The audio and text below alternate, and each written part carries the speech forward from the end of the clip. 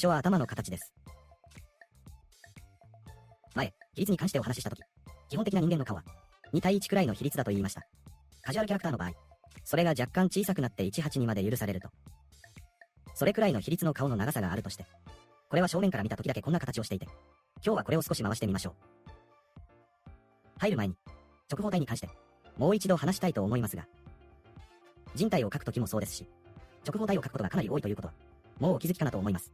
特に顔を描くときは、こういう風に描いていきますが、これくらいの脳型形から角を切り取った形ですね。なのでこの直方体を描ける能力が、ある程度必要です。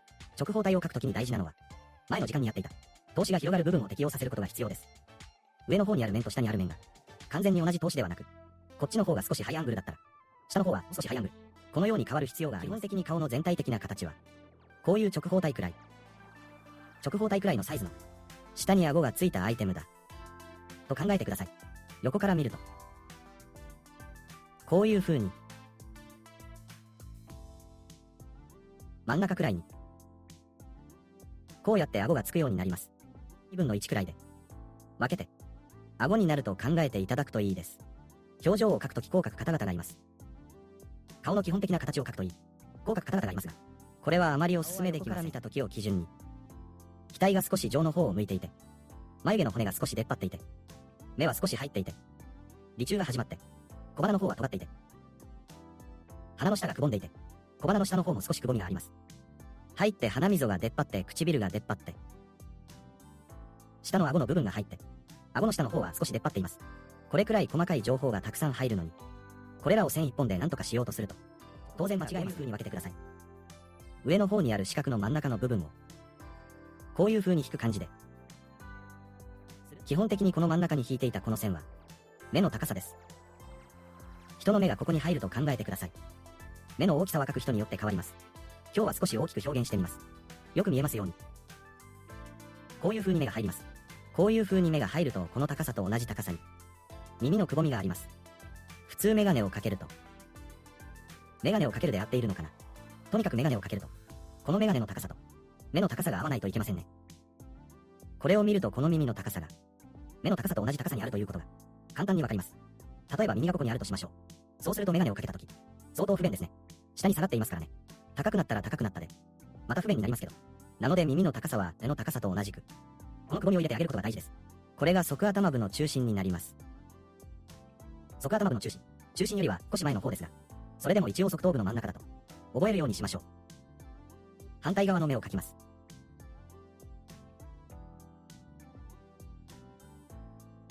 この目の細かい部分も後で確認しますね。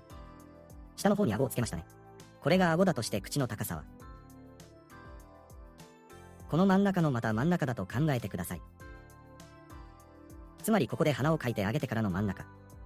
ここら辺に口がつくようになる。真ん中より少し上の方に、口をかくようになります。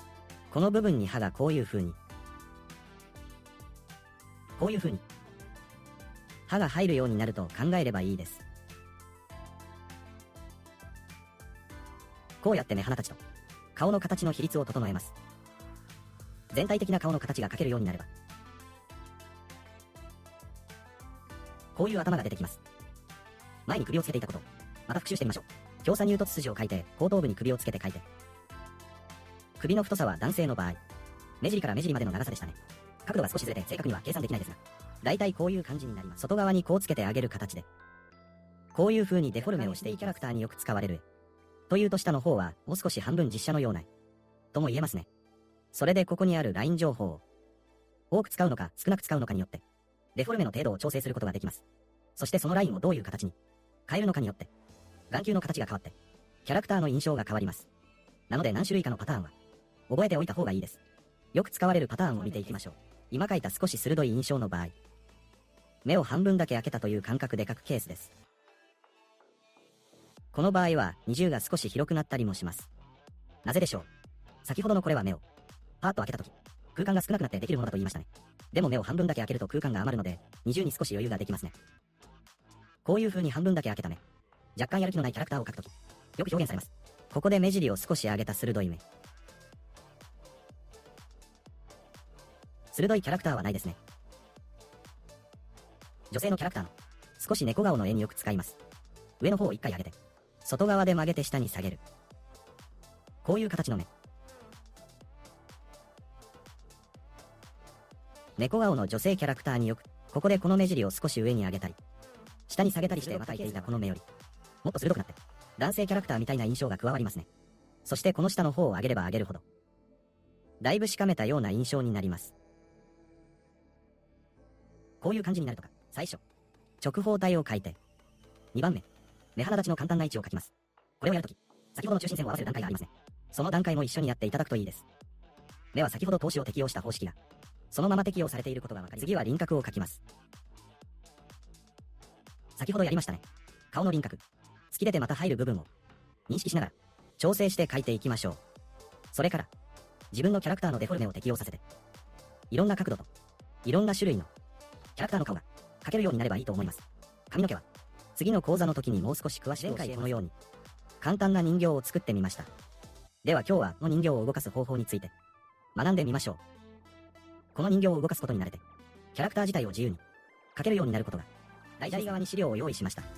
おそらくこの同性練習をする段階では、写真資料を見て練習することが多いと思いますが、資料を見て同性を把握しながら絵を描くとき、一番最初の段階でおすすめなのは、これをとりあえず分析してみるのです。まずは顔からですね。こうやってトレーシングをしながら、自分が見ている情報が正確にどのようになっているのかを知っていく必要があります。最初はこの段階もとても大変です。写真を正確に分析することも見分ける能力がないとできないことなのです。そうなので、この過程をなるべくスキップしないでほしいです。ほとんどの学生が写真資料を見て模写をしたり、またはクロッキーをするとき、この過程をスキップする方が多いのですが、私はこの過程が本当に一番役立つ作業だと思っています。見てみると、鎖骨の部分もこんな風に出ています。ここを見ると胸の真ん中に肋骨がきますね。上半身の全体的な方向性もわかります。まず腕は切り離してみましょう。横の部分を肩パーツというのですが、肩パーツは中の筋肉と肩甲骨が含まれている部分です。どういうことか。肋骨がここまでついて、後ろの3分の1ほどの部分は背中だと思ってください。肩甲骨と広背筋という背中の筋肉がつくパーツと思っていただければ大丈夫です。そうしたら、へそが出る部分をチェックして、前回習った比率を考えつつ、1対1、骨盤がここから出ますね。このように下げて、一回分析したら、これを写してみないといけませんね。自分が描いているキャラクターの比率に合わせる。という風に練習してみるのがおすすめです。人体を描く時の順序があれば、その順序に合わせて描くのが一番いいです。顔から描く方は顔を先に描いて、胴体から描く方がいれば胴体から描いて、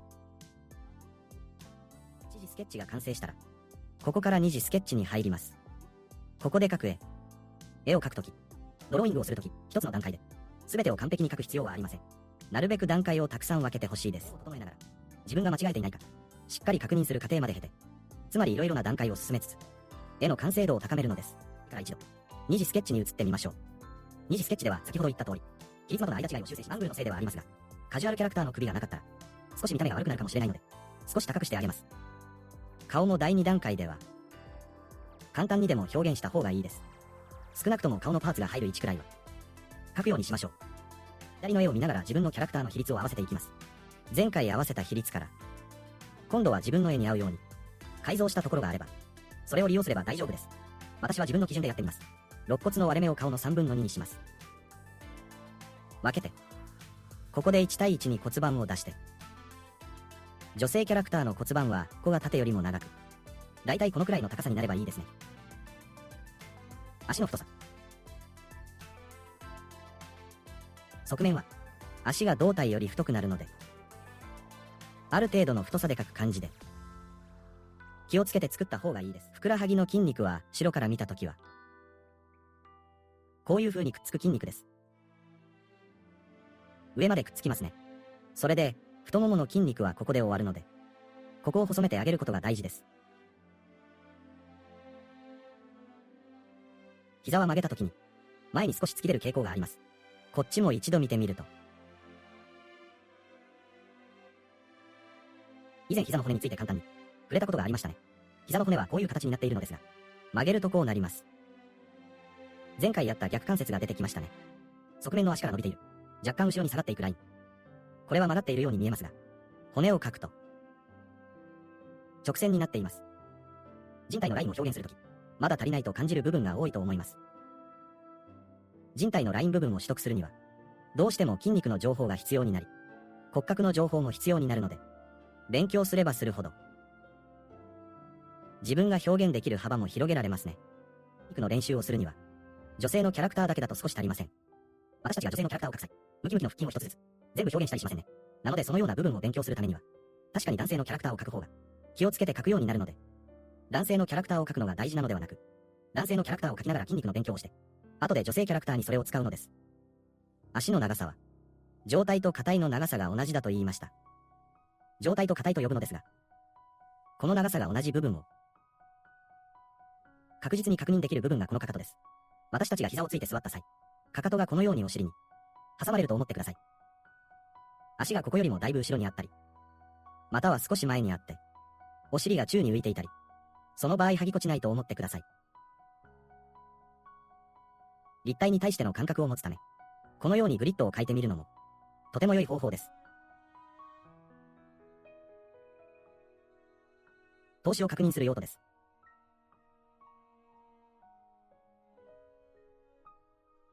私はキャラクターをまず見せる。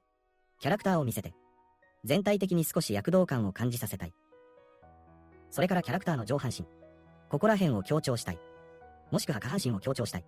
などをあらかじめ決めてください。そうするとアングルが入った上半身と、アングルが入ってない、もしくはローアングルが入った顔の部分に、ギャップが生じて、この中に2つのアングルが同時に存在していますね。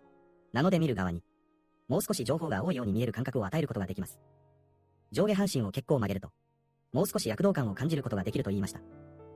簡単に水着を着ているキャラクターだけど、全体的にすごく派手になったことが感じられると思います。このまま立っているこの絵を、このままイラストで描いていた時と、こういう風に描いた時とは、確かに感じられる雰囲気が違います。増やすために、顔は若干ローアングル、上半身はハイアングル、下半身はもう少し強いハイアングルで描いて、この中に多くの投資を配置させましたし、見る側が、こちらの広い部分に、確実に集中できるようにした。自分が見せたい部分を見せるために、キャラクターの姿勢はどのようにして、見せたい部分を確実に見てもらうために、アングルはどのようにして、周りの要素はどのように配置して、彩色はどのようにして、ライティングはどのようにして、これをサムネイルの段階で考えるといいです。2次スケッチに入る際は、これを拡大キャラクターの目鼻立ちを、ある程度決めておくといいです。3次スケッチで決めてもいいですが、2次であらかじめ決めておくことをお勧めする理由は、この部分が変だと、後で顔を新しく描いたり、体から修正する必要が出てくるとき、視覚を描かない方もいますが、私は視覚を描いて始めることをお勧めします。あくまで私たちが構成するものは画面だということを、忘れないようにするための方法です。90% は顔を見ると思っていただいて構いません。このように顔を見たら、次は体に沿って下がっていきます。このように下がった視線が、ただ下がって終わりだとつまらないので、このように流れた視線をそのまま引くとき、つながる部分があるかチェックするといいです。帽子の部分が良さそうですね。それなら帽子の部分に、視線がつながるように配置してあげるといいです。メインの視線がこの辺りなら、サブの視線、副主台部はどこなのか。おそらく手を少し見ますが、全体的なメインの視線の配置。このように大きくたどる。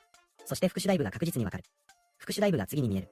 というところまで達成したので、これはイラストスケッチとして、必要なものをある程度、達成したケースです。これが事実上、絵の完成段階だと、見ても構いません。この時点でカラーまで予想するというを大きく作ることで、絵の完成度が一層上がって見えるようにする方法です。